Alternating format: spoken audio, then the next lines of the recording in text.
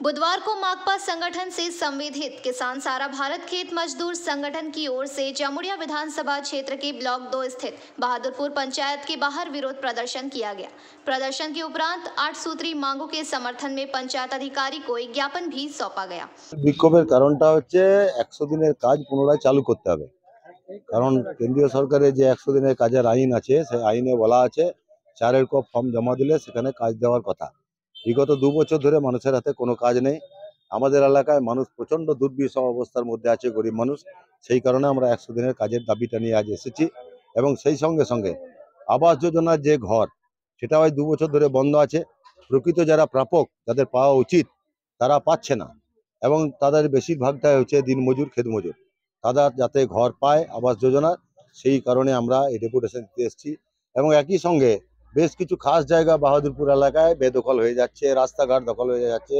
সেগুলো যাতে করে দুর্বৃত্তরা দখল করতে না পারে, সেখানে পঞ্চায়েতকে একটা ভূমিকা গ্রহণ করা দরকার।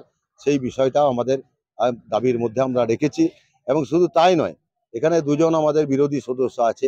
সেই দুজন বিরোধী সদস্য যাতে করে সমমর্যাদা পায় পঞ্চায়েতের আইন অনুযায়ী, সেটা আইনে পরিষ্কার উল্লেখ করা আছে। সেই দাবিটাও আমাদের আছে। আমরা যে পেমেন্ট দেওয়া হয়েছে 100 দিনের কাজের, সেই পেমেন্ট কতটা দেওয়া হলো, কাকে কাকে দেওয়া হলো, তার একটা তালিকা টাঙানো প্রয়োজন আছে।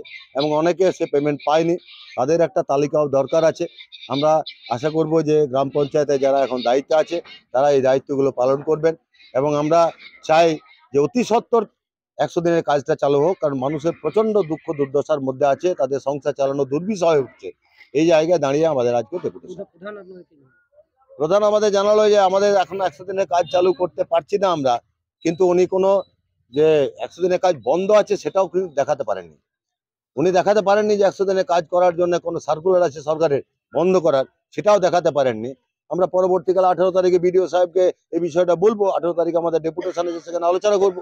এবং তিনি এই কথাটা বলেছেন যে 100 দিনের বাহাদুরপুরে যে বাকি বকেয়া ছিল সেটা পেমেন্ট হয়ে গেছে। আমরা বলেছিলাম তার আপনি লিস্টটা টাঙান, মানুষ জানুক, সবাই সবার কথাটা জানুক যে কে কতদিন কাজ করেছে, কে কত টাকা পেল। এটা উনি বলেছেন ঠিক আছে, আমরা চেষ্টা করছি। আবাস যোজনা ঘরের ব্যাপারে উনি দরখাস্তগুলো বলেছেন দিয়ে যান আপনারা, আমরা দেখছি। এবং একই ক্ষেত্রে একইভাবে 4 ক ফর্মও উনি বলেছেন যে আপনারা জমা দিন, কাজ চালু হলে প্রথমে ওদেরকে ডাকবো।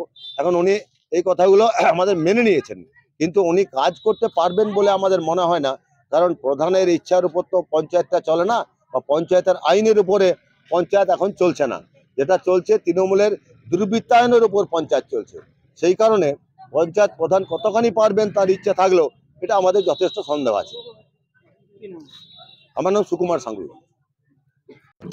ডেপুটেশনের কথা হয়েছিল 100 দিনের টাকা নিয়ে, আবাস যোজনা নিয়ে, জলের সংকট নিয়ে, আর জবরদস্তি জমি দখল হয়ে এই নিয়ে বিষয়ে ছিল।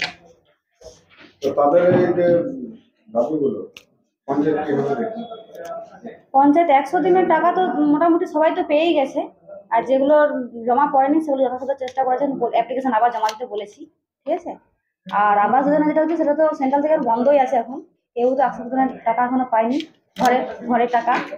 তো সেটা এখন ওপর থেকে যেটা নতুন পুরোনো বোর্ডে যেটা ছিল তখনই জমা লিস্টটা ছিল, ওটা জমা দেওয়া হয়েছে ওপরে। এখন তার নতুনভাবে কিছু জমা হয়নি। সেন্ট্রাল কিছু না করলে আমরা কিভাবে করবো?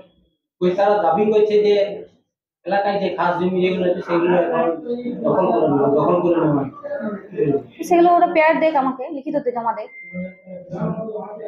যে জমি দখল হয়েছে তারা পেয়ার দেখ আমাকে। তারা বলছে যারা টাকা পেয়েছে তাদের লিস্ট, আর যারা পায়নি তাদের লিস্ট একটা টাঙানোর ব্যাপার ছিল, এই জন্য কি বলবো? হ্যাঁ, টাঙানোর ব্যবস্থাটা আমরা দেখছি, যথাযথ চেষ্টা করছি যাতে টাঙানো হয়।